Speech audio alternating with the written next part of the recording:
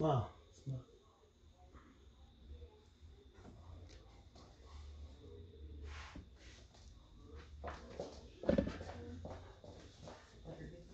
Hello everyone, my name is Vicky and I'm going to talk to you today about a different form of a tick disease that is becoming more common in our area due to climate change. Most of you may not have heard about the LoneStar tick.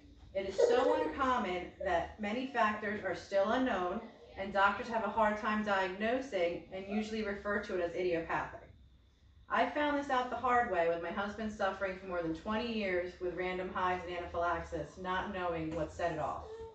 After years of different tests and specialists, whom said it was due to stress, his doctor performed a different type of a blood test that came back highly allergic to beef and pork.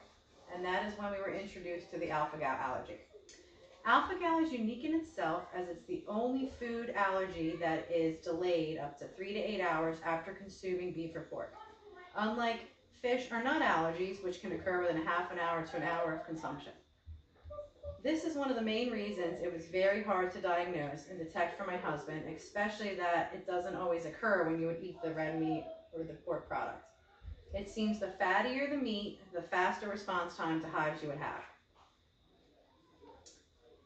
Three common symptoms of alpha-gal allergy are anaphylaxis, itching and hives, and headaches. The most severe is anaphylaxis, like I said, which occurs 3 to 8 hours after consuming the pork product. And there's an example of going out to eat, you order a steak, not knowing that you're allergic to beef or pork, and a few hours later you wake up with full-blown hives and it's too late for Benadryl, so you have to grab your EpiPen and go straight to the hospital. The remaining symptoms, including hives, itchy skin, abdominal pain, and headaches, that can occur within a half an hour, but that could also be delayed as well. It is the first known food allergy that pertains to a carbohydrate instead of a protein.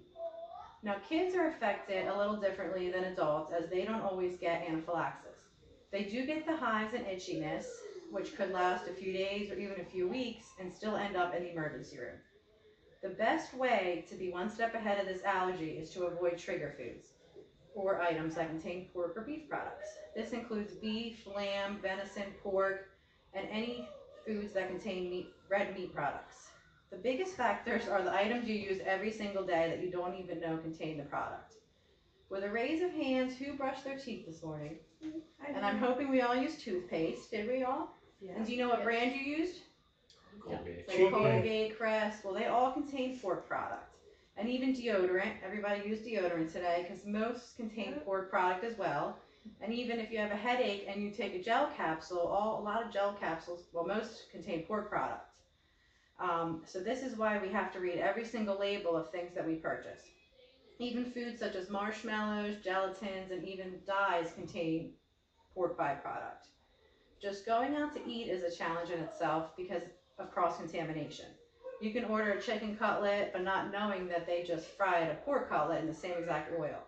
Even something as simple as buying lunch meat at the grocery store, you have to worry about the machine that they slice the meat on being contaminated. We now have to ask the deli to disinfect the machine prior to slicing our meats to make sure my husband does not get hives or anaphylaxis.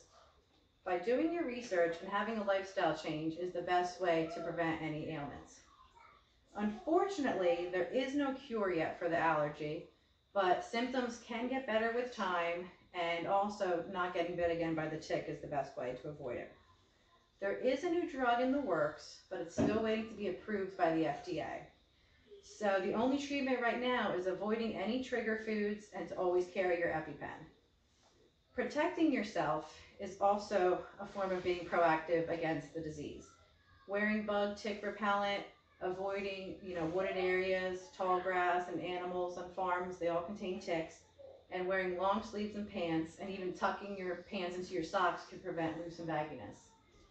Also, by doing random tick checks after going outside on yourself, your animals, your children, to make sure you're not bringing anything in the house. It took more than 23 years for my husband to figure out what was going on, so prevention is the key. I don't know about you, but I do love my bacon and I miss eating it regularly, and going from filet to turkey burgers is not an easy adjustment. So, do we have any questions? We do have a couple questions. All right, so the lady in the yellow. Was this invented by vegans so people do not eat so much meat? Oh, that's a good question. Was this invented by vegans? Well, I wish it was, because having the allergy in itself is nothing fun to mess with. So I know that if my husband could say anything, he wished he could have beef and pork still. So that's a rumor. Another question? Yes, the young gentleman. What type of foods can you actually eat with this disease? Oh, well, the foods we can eat are mostly chicken, turkey, and seafood. So it does get old after a while, but we grill chicken, we crock pot, we make casseroles. My husband isn't a big fan of fish, so we usually do shrimp or crabs. Another question in the audience? Oh, yes. Why is the Lone Star tick moving into this area? Oh, that's a really good question.